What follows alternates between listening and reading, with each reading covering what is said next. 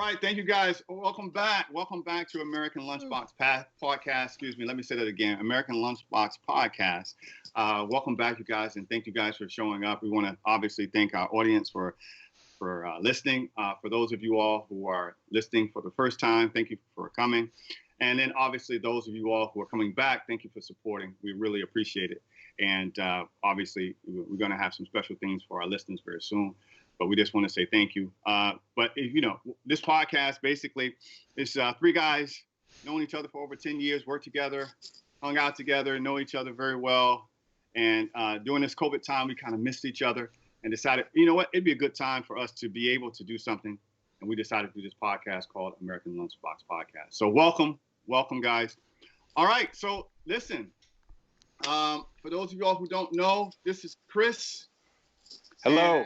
And Chris is our video guru, producer.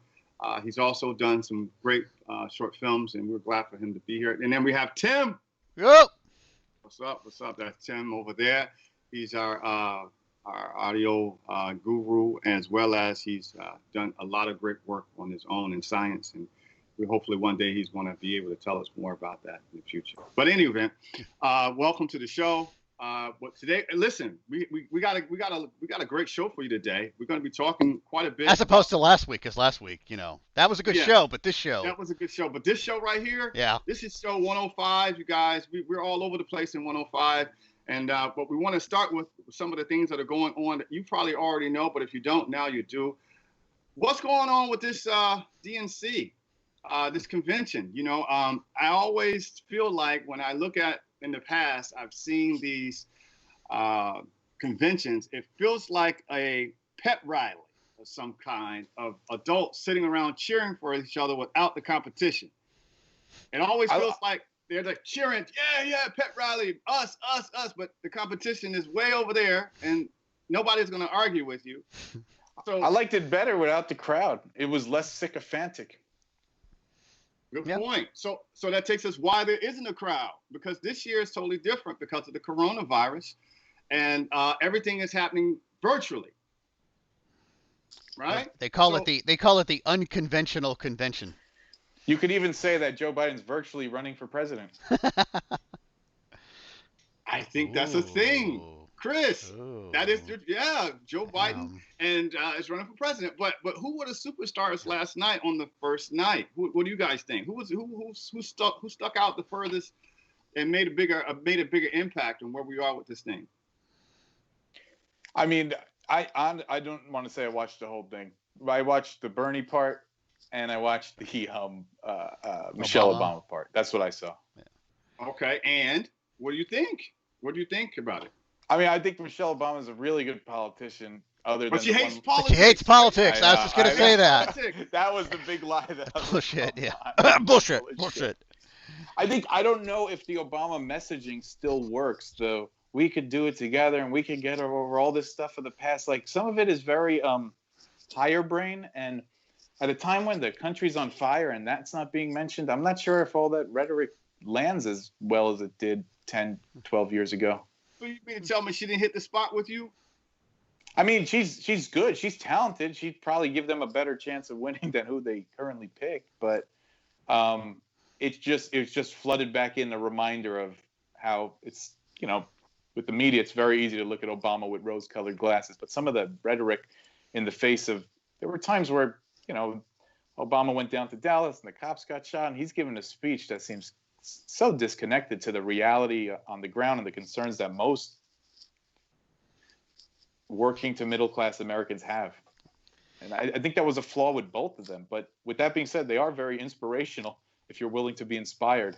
But if you're done being inspired, it's kind of not. Who's ever done with being inspired? You always want to be inspired.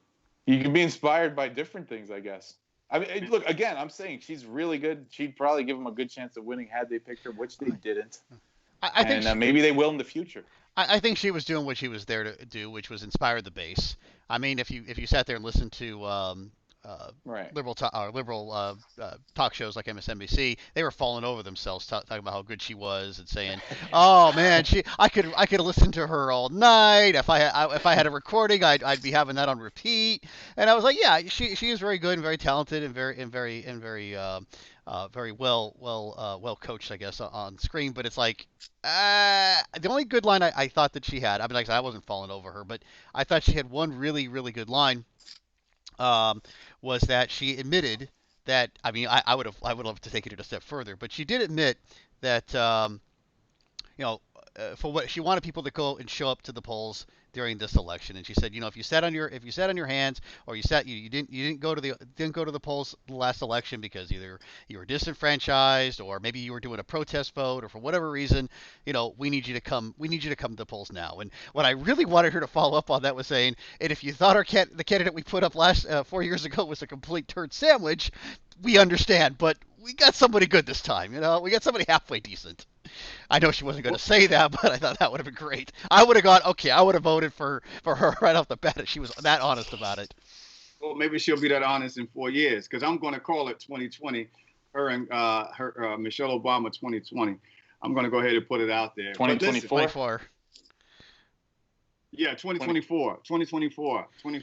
Yeah, we're going to put it out. I still think The Rock is going to become president at some point. I think Trump opened the floodgates to this. I mean, it really could be anyone. Right. Well, listen. But at this point, what we're looking at something totally untraditional. And shout out to her stylist, by the way. I love those hoop earrings that she was wearing. I don't know if you guys paid attention to that, but that was a huge scream for me. I was like, yes, I love those hoop earrings you're wearing. Oh yeah, what'd you say again? I had to rewind it. Okay, let me go back. But shout out to her stylist, because I think that hit home as well. But okay, now that the whole convention usually happens in a way that also, not only tells us who's going to be running on the ticket, but this year it happened so fast. But we realize that Biden has selected Kamala Harris of California to run as a vice president, which he had very early on decided and had already forecast that he would be choosing a woman to run with him. So he's sticking to his word, and he's chosen a black woman. And my thinking is that they're going to put their heads together to come up with a good platform so that they'll be able to win this election. So how do you guys feel about Harris? You guys are Californians, you live in Los Angeles. How do you guys feel about her? I mean, I was walking down Abbot Kinney the other day, and there was a very nice mural up in one of the stores, and it had Kamala Harris, a painting of her proudly walking with Elizabeth Warren, all the other, Nancy Pelosi. And I just thought to myself, it's very pretty looking, and you decided to spend your money on something that's so fucking corny. She's just corny. The politics of it don't matter to me. She's just corny. She just doesn't come off as likable. I'm not sure what conservative guy in the middle of the country is going to swing based on the pick, but whatever. Right. She wins. Right. Well, I think she was picked to get the more liberal side of the ticket, because Biden represents the more middle of the road.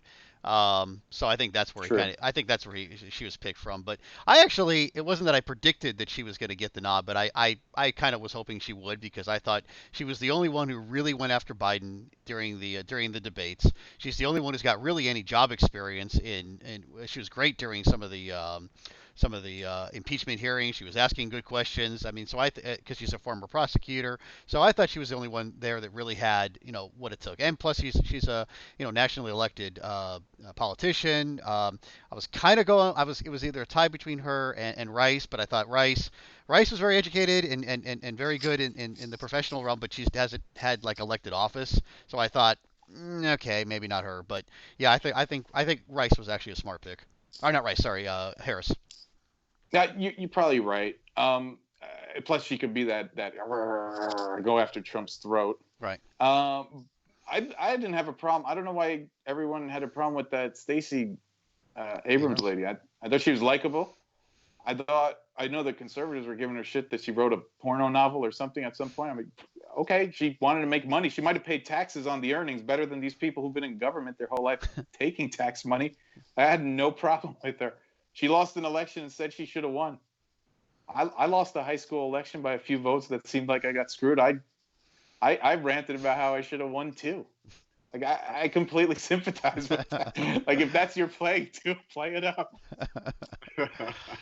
Well, you know what? MSNBC is going to put you on TV every night and just say, remind everyone how you get screwed. Will that be next week? Cool. Chris, will that be next week's rant of the week, where it's like how I got screwed in my high school election? No, I'll have to. But I don't want to go back through it. Both of you guys bring up good points, but the words that stuck out mostly in what you guys said in your synopsis there was, Chris used the word corny, and I don't think there's any other cornier president than Trump. And then Tim, you mentioned experience, and I have never seen a more inexperienced president than Trump. So when you look at both of you guys' criticisms of her, I think she's a lot better than what we have there when it comes to those issues. Now, here's the reality, though. It's a ticket, and Biden's at the top. That's for how long? For how long? No, he's on top of the ticket. I mean, for how long? The clock is ticking, dude. He's 80. Wow. Listen, he can still get up a ramp faster than Trump. So That's right. He ran up the ramp. Biden came down, looked like he needed a wheelchair. But Biden still is at the top of the ticket, you guys. Yeah. And though we can debate about what Kamala how she stands and whatever, he still has to navigate through this election, and he's still at the forefront of everyone's questions and how he's going to perform. And honestly, it concerns me. It concerns me in a lot of ways, but I'm going to go along with it. Bigger question is Tim, can Trump win? And I don't want to call you a layman in a disrespectful way, but I'm going to ask you, if you could put yourself in a situation, can Trump and Pence beat these two folks, in your opinion? Not in a fair fight, but I think if he pulls some of the shenanigans he did in 2016, getting interference from certain people, certain entities, or kind of try to suppress the vote, which I think which is more is the game plan right now, to sit there and try to suppress it. There's been a lot of theories out there that, a lot of scenarios out there. What could happen is that Biden could win the mail-in vote, but Trump could win on the night of the election. And then Trump could sit there and try to debate it and try to say, no, shenanigans. That would be bad. Yeah. So and then we could have what we have. Now, hold on, guys. Where I disagree with you. Hold on for 1 second, because what you guys don't see, for you guys that's listening to the podcast, Chris was rocking his head from left to right, saying, no. That whole time that Tim was talking, you should have seen that shaved head over there just going right to left. So I want you guys to, before he starts talking, I want you guys in the podcast world to know that Tim, that Chris does not agree. Go ahead, Chris. Tell us what you're thinking. It's not that there wasn't certain interferences. It's just that it's kind of been proven that they were so small. And I get that Trump's victory was so small, but there were so many other contributing factors. One of which is that, George, I don't know if Trump is as corny as he is ridiculous. One of the problems last time was that the Democrats once again picked someone who was corny, who had a cackle, who was disconnected with reality. Agreed. So I would say if the convention and the Democrats continue to pretend that the inner cities of the country are not burning, then Trump has a shot, because the closer you get to the election, he could just keep saying the reality of what's on the ground. You can't get mad at him for pointing a camera at what's there. That's not propaganda. That's just politics. And if they don't want to accept that and have a plan so how are we going to get these cities to stop burning? If their answer is just, well, Trump something or other, maybe. He has a shot. They're giving him a wide open field. Now, is he eloquent enough to do something with that wide open shot? Maybe not, but they're giving him a shot. He again has a shot. The polls have are getting tighter. Also, the economy is actually recovering. There's some debate about why it's recovering or why the stock market is being propped up right now, but it's recovering. I know my 401k is bounced back. So give it another 80 some odd days or whatever. If it's even more, he'll keep run on that. And there was a lot of debate before COVID because the economy was doing so well that Trump had a real good shot at re-election. What's his face? Michael Moore. Whether you like him, love him, or hate him, the documentary filmmaker, he was the only one to predict that Trump was going to win, and he said the same thing, or only mainstream commentators to predict that. But he even said, prior to COVID, because the economy was doing so well, he actually thought that Trump was going to get reelected. So 80 days from now, you never know. A lot of stuff can happen. Here's the reality, and you can quote me on this. We can have this debate, and we can continue to talk about it. You and the American people, and those who are eligible to vote on November the 3rd. But the reality is that when you get in the poll, when you close that curtain behind you, or when you do your mail-in ballot, the reality is that most American people will always and traditionally have voted their pockets. They voted their pockets. And if folks feel like that as we are going through this horrific time in our history, that they're going to have an opportunity where they're not going to be able to get the help that they need, or for those folks who've gotten the help that they need, because there's a circuit of our country that is being paid, who is getting viable help to help their businesses, and for those folks who have gotten their unemployment checks and making sure that they've gotten the extra $600. That's important to people, and they want to keep that going. So the reality is that whatever we talk about now may be the case, but when you get behind that, when you get in front of that poll, you're going to look at your pockets and you're going to say, how I want to keep this money going. Yes, I want social justice. Yes, I want Black people. Black Lives Matter. Yeah, but I got to feed my family. I got to feed my family. I want the 2 burgers for $5 at Burger. Yes. I want the fillet of fish. Yes, exactly. So that's a great point though, George, because maybe that was the reason Trump signed all of those unemployment checks, or signed all this, so people could sit there and say, I got money. Thank you, Donald. Yes, he did sign them all, and not only that, that's why recently he pushed that extra $400 on Congress, even though it didn't go through. He signed an executive order to give the American people $400 extra when, as they're debating, all of those resources have been cut off now. It's all a ploy. But listen, as we are coming in and out of the COVID, because I believe that we're going to get to the point where we get out of this. My hope is that we get out of this sooner than later. We're seeing great numbers and decreases in COVID cases and deaths, at least here in Los Angeles and our county. And as we always talk about, we got to talk a little bit about the COVID because we're in it. And we don't want to act as if, that we're not still being greatly affected by it. For me personally, as my daughter, shout out to Layla Rose, she's 13 years old, and she's starting school.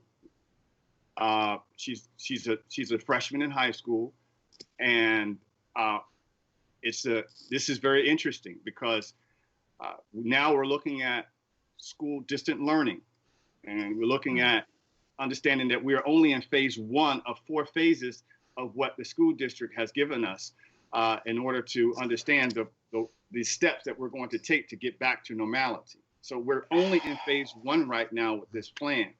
And phase 1 is totally distance learning. Phase 2 is when you'll be able to come in 2 days a week, different students be able to come in class, but still do distant learning. That's phase 2. Phase 3 would be for us to be able to go 4 days a week. And then finally, the last phase, obviously, is the normality of everyone back in school. We don't foresee that even happening this year. So there's no collegiate sports. There's no cheerleading. There's none of that stuff. So for her, this is her first year wanting to be a cheerleader. And because she's always played sports, but now she's, wanting to be a cheerleader. That whole thing has been dissolved. And for her, we're going to do this registration thing on Thursday morning where we're driving up to get all of her books, all of her syllabus, everything. We can only roll the window down to receive that. And we got to have our mask on. And the freshmen get 1 hour. We have to roll through. I mean, this is like, whoa. Then when we get home, we have to unbox everything. And obviously, right? So for me, this whole COVID thing has become, for her, another trying moment in her life. And I think all of these kids will remember this time as, what grade were you in when you had the COVID? Because something's going to be a latent effect of this. Yeah. Well, yeah, I mean, this is a time to learn socialization. I mean, the algebra is not what that's great too, but I mean, there's so much that's going to be lost out on. So the states have determined that they want to produce young men and women who are capable of learning a lot of facts and being completely isolated from each other and unable to gain social skills. That's great. I mean, Amazon's excited. They just want people to lug boxes and drive trucks and not be able to unionize. So perfect. I mean, this is crazy. This is a time. What were you doing when you were a freshman in high school? You were figuring out some stuff the hard way. Are we just going to pretend that's not important, or now is this completely necessary? Like, could they not distance the desks? What do you think? Is this more dangerous than it's worth? There's things you're losing out on. You don't get to have it all. You don't get to have it all. So by doing this, by saying, well, this is the most important thing, you're losing out on a lot of other important things right now. Well, go ahead, Tim. Well, I think everybody's losing out on a lot of things right now, and it's I guess people have to make a personal choice. Is it worth the socialization, is the camaraderie, is the networking that you get out of school, is that worth possibly either dying or risking the life and health of your friends and family? It's not a personal choice if the state's saying everyone must do it this way, or the city is saying everyone must do it this way. It's not a personal choice at all. Well, it's a personal choice doing a lot of other things too. I mean, it's like right now, like I just went over to Best Buy to go look for a new pair of headphones or whatever. I could have just ordered them online. I could have just sat in my car, but I decided, okay, I'm kind of tired of being stuck in the house. I want to actually go inside the store from time to time. I made a choice. The state said you can actually enter the store. It's okay. But I can either make a choice. I can say, no, I want to social distance. I don't feel comfortable with it, or I do feel comfortable with it. So I think you brought up such a great point. The state has determined that going to Ralph's, the grocery store, is essential, but somehow going to school is not. Fast forward 5-10 years. Does no one see a problem with this? How come everyone did everything they could to make sure that grocery store works just as it did before with plexiglass? We can't put plexiglass in the school? There's no plexiglass left with all the Ralphs taking them off? That's a great suggestion. Honestly, I hadn't thought about what you're saying until now in that way. Obviously, I put great thought in this because my daughter is participating in this herself. But the reality is that what we always have to remember, the state, federal are responsible for its people. Responsible for protecting its people, and it doesn't always do a great job at it. So it's different when you don't do anything and you allow people to just roam on their own. But at this time, my hope is that our leadership and professionals who have thought this thing through are doing the right thing. I have to have faith right now, and I have to see what the results are going to be. Because the reality is that it's a national thing. I can't take my daughter to Arizona and go to school because they're doing the same thing in Arizona. I can't take my kids to North Carolina and go to school. But here's who can take their kids to school: other countries. And when in the future we get more people coming in on visas because we're not trained to do shit, worse than right now, the end result of this is that the state is going to, at the moment, make the decision that, or the federal government, more visas, more of those visas, the other people who know what they're doing, because we don't, because we got to stay all safe. Well, the other problem, Chris, what's the end result of that? The economics are going to be worse for those kids in the long run. And you're right. But at this point, I shouldn't say you're right. We don't know that. But my thing is that, and much what Tim was saying, right now, because of the unknown, it's better to be safe and sorry. It's better to be conservative about this particular thing with our children than to take the risk. Now, you may ask me a different question. If you said to me, what about the collegiate? I'll say, shit, send them back. They're in a bubble anyway on those. Let's use them. Mostly. Let's use them as a test. Let's use the adults. Let's start with the adults and see how we can get this thing done. But colleges are taking the same view. So if you ask me, I say, no, let's be safe and sorry with the kids, the children. But you're saying since most college people are annoying, that would make a perfect sacrifice? And those 19, 20, 21, 20, they don't care anyway. I'm going to put it out there.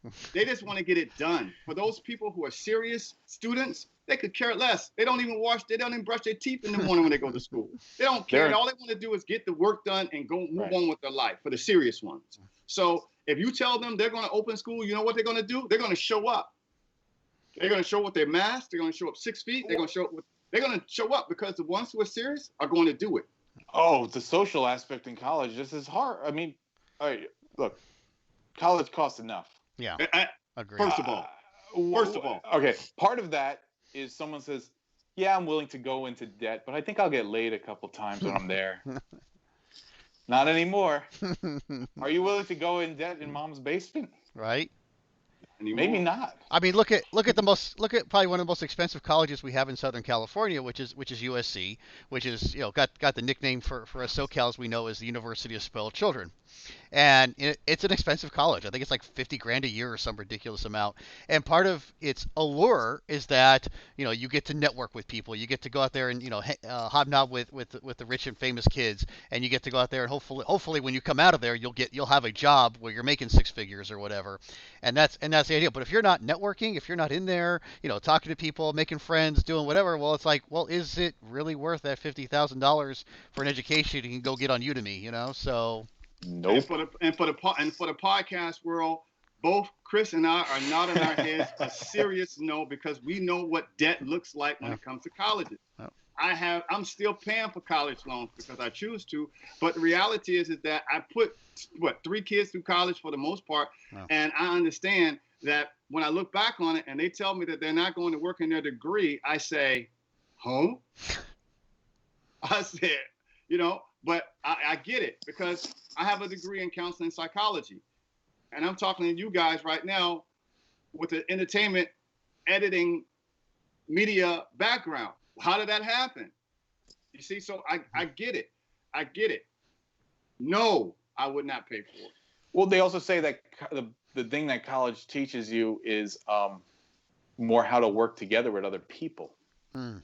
So some people say that that's an invaluable part of college, but now that's not even there. So that's not even there. You learn how to work around Skype, and you learn how to test Zoom. audio. We can learn to work with other programs. Zoom. Zoom. By the way, I can tell you, George, why most college students they don't actually go to work within their major. There's probably a variety of reasons, but I can tell you from my experience is that I majored in film and television. I can tell you probably while I was in college, the film and production classes that I got to take probably measured up to about 1% of my college curriculum. Most of the other stuff was all general ed, bullshit requirements that nobody cared about. And like I said, some of those have value. They really do. It's good to be able to read, write, and know a little bit about science and tech. That's great. But I think there's this illusion that when you come out of college, you're going to have great job skills and that you're going to know what you're doing. And the reality is, no, you just know a lot of theory and you know a lot about nothing. Oh yeah, I did a summer interning doing PA work, and when I came back, I knew more than I ever had learned doing that stuff. And then there was these tenured professors that would say things like, "When you get out of here, you're going to have a wonderful life as an artist." I just spent like 2 or 3 months. That's not true. Why are you lying to us? I'll give you another reason why no one works in their major is because the majors, until an industry of enough pissed off people that has that degree gets out and forms their own industry around a major that doesn't exist yet, or Like, for instance, look at all the diversity training stuff that's going on at work. Not to get like controversial with that, but that industry did not exist until recently, right? There's so many people that have some sort of women or gender study or racial studies degree that those people are like, we need to create an industry in which corporations pay us for this degree that we all have. So the problem, at least on the front end of people getting out of school, is that loans are guaranteed. If loans were not guaranteed, a bank would have to make an individual decision of, okay, Tim wants to go to this $300,000 school for dance theory. Tim, dance? Yeah, right. No one's saying dance. They're just saying okay. Yeah, okay. You'll go into debt later. Here you go. I mean, so you have people that are getting out with the dance theory degree, $300,000 in debt, and they can't. No job prospects. They weren't meant for it in the first place. Right. Well, here's my theory. Here's my theory on why people, and my theory is extremely simple. Would you take advice from your 18-year-old self?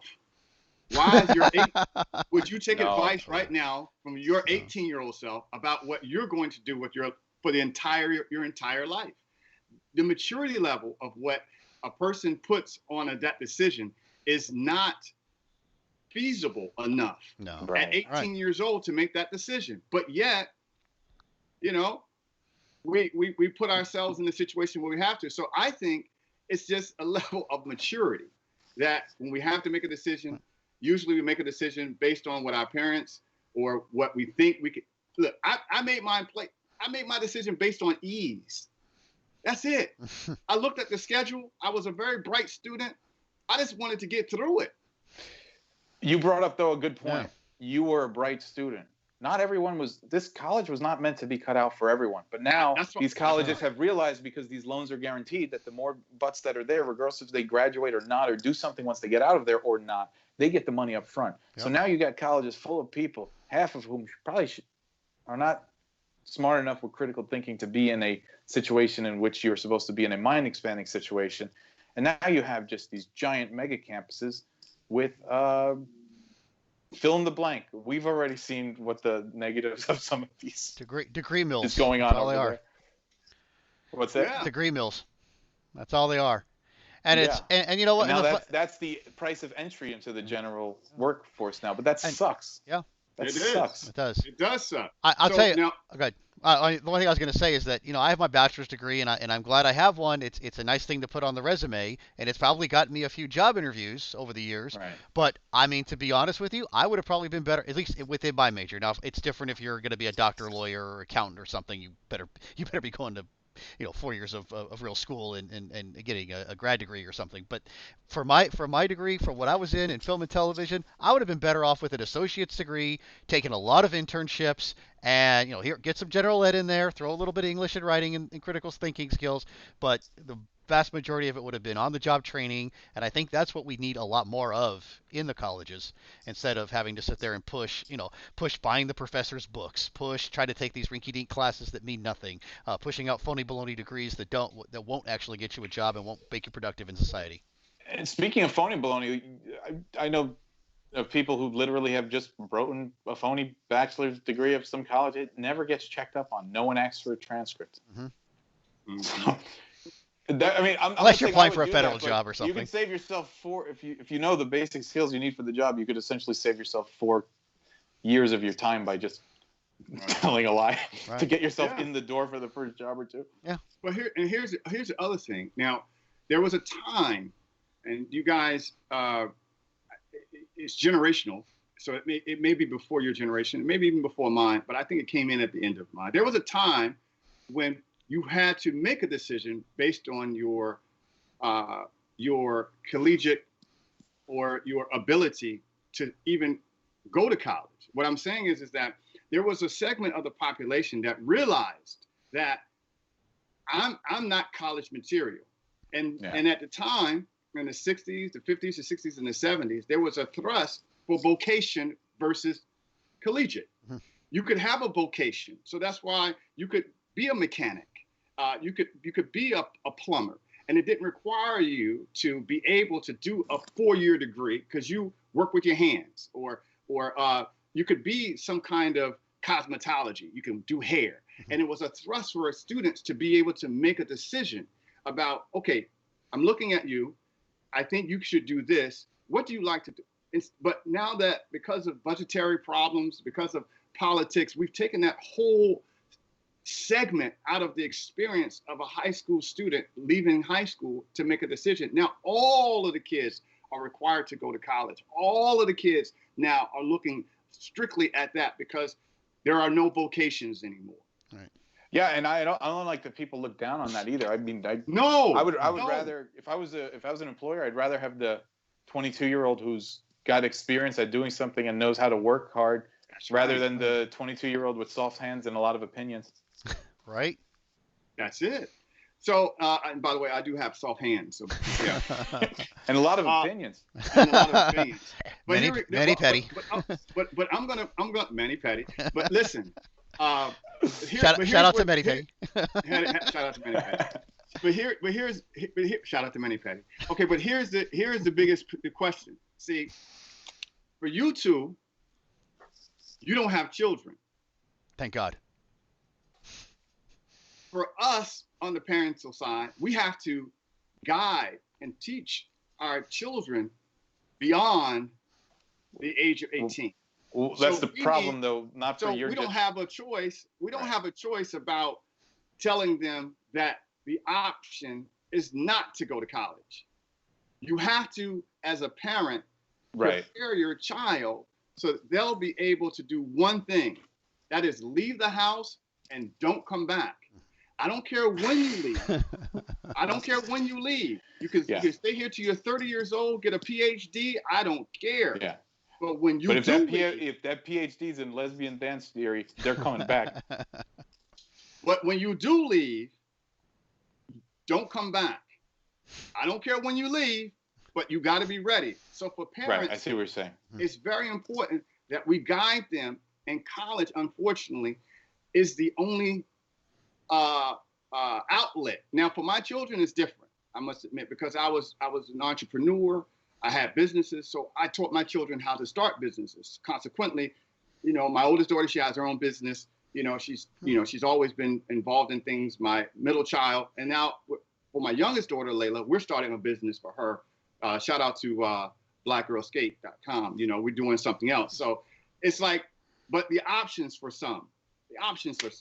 So that's where education lies with parenting. The flip side of that, George, is that maybe not in your generation, but slightly older, getting towards boomer territory, was always told, oh, college is the best be-all, end-all, and everyone told their kids that, and some of it was a bag of beans. Yep. True. Well, see, that's the thing. Like, and it continues to be a bag of beans, and the bag is getting more rotten now, with everyone being on Skype and paying $100,000 to be on Skype. Well, like I'm on Skype right now for free.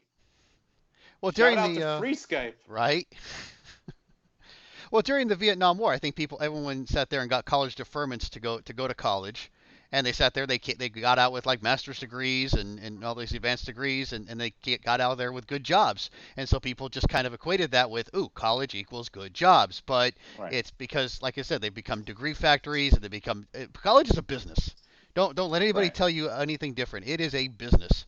Yes, it's in the business of educating people, but it's there to make money, and it does a really good job of that. And if you go to college to be a doctor, dentist, lawyer, whatever, great. You're going to probably get a lot out of it. But they sat there. I think they said a while back. They go, wait, not everybody can go to college. How do we get more people in college? How do we get more people into our little factory? Oh, let's make up a phony degree like, I don't know, the history of the Simpsons or something, or whatever. Like I said, underwater basket weaving. Underwater basket weaving. So basically, what they said is, let the dumb ones in. Yep. Well, they had to. Yep. They had to. I'm not saying I'm not one of the dumb ones that got let in, by the way. But Tim, I am so glad that you led this conversation, because this week you have the rant of the week. Yes. The American Lunchbox rant of the week. Tim. All righty. Well, let's see. My rant of the week here. So yes, I'm going to be reading from a script. So don't criticize me too much if my eyes start moving around. I don't have this memorized, but Shout out to Ray. Yeah, exactly. Shout out to Big Ray. Right. For helping us out. I stayed up all night writing this and getting this up here. So, all right. So here we go. Is it related to education? Well, I went to college and learned how to write. So this is kind of related to that, sure. What you're about to see is the culmination of all the money Tim put into college. There you go. Exactly. All right, so I was inspired by Chris's rant a few weeks ago when he compared the movie All Dogs Go to Heaven to what's currently going on in the coronavirus. And cue YouTube link. Ding. All right. link in the description below. Was that subtle? That was just very subtle. So I was thinking about, obviously the Democratic convention is going on this week, and I was thinking about all the fighting right now that's going on and disagreements between the Democrats and the Republicans. And of course, while there are significant policy differences between the two parties, I'd like to think that the way John Goodman had it right when he played a Republican president on the West Wing. As he was speaking to a Democratic staffer, he says, "I'm not the enemy. The things that unite us are far greater than the things that divide us. We both believe in democracy, preservation of American values, and the protection of our citizens in a sometimes hostile world." And I love that idea. I've always thought that both parties, if they just got together, turned off the cameras, put elections and money aside for 1 second, we could solve a lot of our disagreements, put a lot of our differences aside, and come to some kind of a creative resolution. But yeah, think about it. Like if the Democrats could just sit down with a farmer in Ohio or Iowa and explain how global warming affects the crops, maybe they could get some meaningful environmental laws passed. Or if a financial planner could sit down with a group of freshman sociology students and explain how not every corporation is evil, maybe Dems would think twice about raising the minimum wage and think, hey, maybe that's not such a good thing. It has unintended consequences. And so, it made me think of the perfect analogy for Democrats and Republicans. And that's the YouTube original series, soon to be on Netflix, of the program called Cobra Kai. For those of you that are unfamiliar with this series, it is a direct sequel to the Karate Kid movies, not the Jackie Chan remake, because that shit don't count.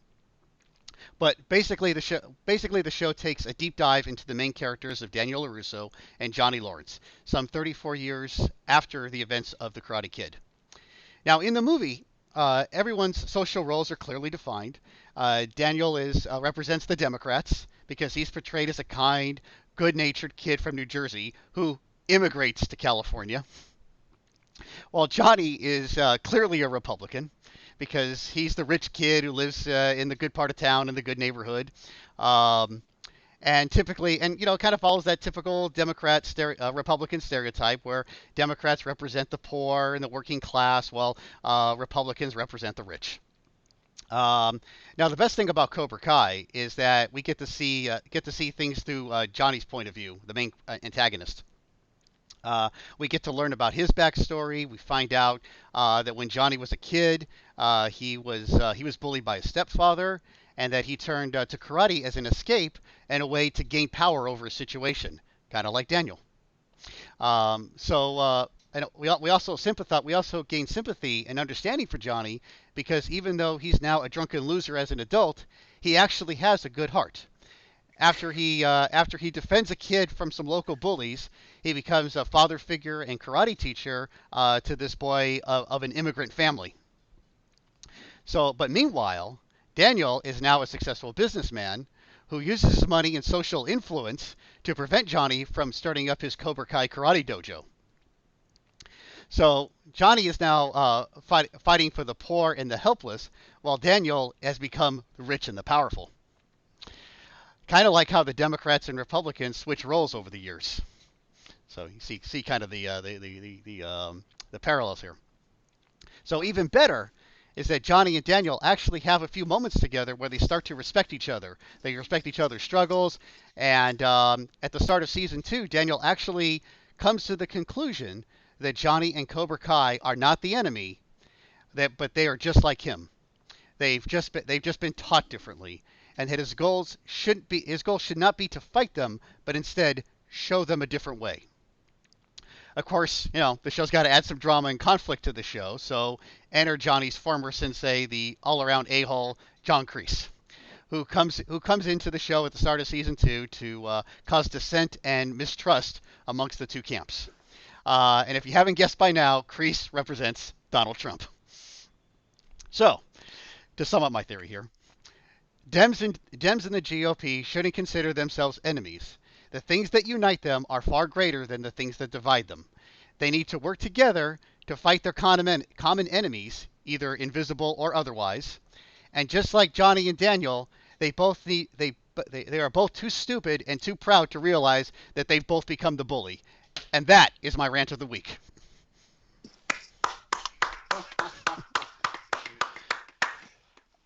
The American Lunchbox rant of the week. Chris, go ahead. What do you say? No, there's a few things. I mean, on one hand, I can't stand when people say that the other side is the bad side, because most people are not just one side. It's a little bit of a spectrum. And also, exactly, the very nature of a liberal and conservative is that they need each other. We don't realize it. I mean, if a conservative didn't have a liberal, they just sit still with their arms crossed forever. And if a liberal didn't have a conservative, there'd be no one to say, hey, slow down. That new road you're driving is going right off the edge of a cliff. So sometimes people need to be pulled along, and sometimes that pull needs to be directed. Hey, maybe a little bit like this. Those aren't bad things. I mean, I think those are good and natural things. And if they're manifested with conflict over time, I don't think that's that big of a deal. And then on the part about the parties flipping, I often wonder if the parties were, you have historical, they flipped at some point, they flipped. Did the people know when they were flipping? Or were those people just so in their little tribal camps? Like, are they flipping right now and we don't realize? I think it's something that's only realized years later? I think it's a very subtle change over time. It's just interesting. I just wonder if people can see the fog through the trees with any of this politics stuff. It just seems to be everyone's just so crazy and dug in. That's right. And I totally agree with you, Chris, and with you, Tim, when I realized that when you consider the fact that Lincoln was a Republican, you just start with that alone. Right. Right. Lincoln, is so-called the uniter of this country. He's known as the person who brought the country together, ended slavery. He was a Republican. And he was a man of the people. So we've come full circle with this whole debate in regards to Dems versus Republicans and their philosophies and platforms. But at the end of the day, we have to understand that there's just two sides of the same stick. Yep. There's two sides of the same coin. Two wings on the same bird. Two wings on the same bird. And if you look at them from a distance, you realize that they're the same. But if you pay a close attention, you realize that there's slight differences in both if you pay attention. And that's okay. It's okay. That's what makes us great. That's what makes this country great. So, Tim, I'm sorry, you're going to say something? Oh, Chris, you and I were talking earlier this week, and I think you had a great observation about the differences between Democrats and Republicans when it came to conspiracy theories and believing stuff. I think can you share that? Because I think he's it was that Democrat. Okay, the problem is it's the same flip side of the same coin. Democrats believe anything as long as it's on mainstream news. And Republicans refuse to believe, would prefer the conspiracy. Damn, it was so much nicer when we were texting about this. No, okay. Sorry to put you on the spot. The problem is not whether things are real or not or true or not. No one cares about that. The problem seems to be if there's an authority or not. Democrats trust the authority of the news and Republicans don't. And even when the story is true, Republicans would rather look for the wacky part, not in all cases, but just as a stereotype. They'd rather look for the wacky conspiracy theory over what might be true because they believe it's all false. And Democrats have the opposite problem. They'd rather believe it's all true than question the fact that the narrative has changed from week to week. Right. Right. And with that note, guys, we've come to the end of our show. You guys have been awesome today. Number 5. I think that you guys always have impressed me, with our conversations, and you guys never fail. So, Tim, you were saying something? Oh, no. Shout out to number 5. Number 5 in the can. Yeah. Oh, yeah. Number 5. Yeah. And we're gonna, as we do, we like to end with our American Lunchbox shout outs. For those of you all who have supported us, I want to give a big shout out to Ray, one of our mutual friends who has given us some great advice on how to improve the show, and we want to just give him a big shout out. For me, I just want to obviously shout out, my daughter Layla, who's starting school. I want to make sure that she knows that she has our support and all of that. So, what about you guys? You guys have any last minute shout outs? Shout out to Tim for recording and editing the show. Nice. Thank you, Tim. Yeah, send your complaints to quality control at AmericanLunchbox.com. What about you, Tim? What do you I'd say shout out to our YouTube channel. If you're curious to see some of our visuals and see what George and Chris and I look like in some of our reactions, just go ahead and check out American Lunchbox Podcast over on YouTube, and subscribe to our channel. Show some love over there. One shout out I do have. I normally would never. I mean, political ads are usually such trite. You could, the same political ad with a different face pasted on it. This guy's bad for America. But shout out to the insane maniac who made the Trump political ad that I think dropped this morning, showing Joe Biden as part of a horror movie. If you haven't seen it, check it out. I don't know if it's going to be effective, but it's hilarious. And it's really out there. It's some sort of artistic thing. I don't know what it is. I tell you what, if you can hook that up on the YouTube channel at the end of this, you should do that. Totally. We'll see if production guys will put that on for us. But all right, guys, we're done. This one's in the can. Ooh. 105. Thank you guys again for coming. Thank you guys for listening. For you guys first-time listeners, make sure you subscribe. For you guys who have listened to us before, make sure you come back next week. We'll see you then, guys. Thank you so much again. Goodbye. Bye. Bye. American Lunchbox Podcast. Thank you, guys. Thanks, Peace. everyone.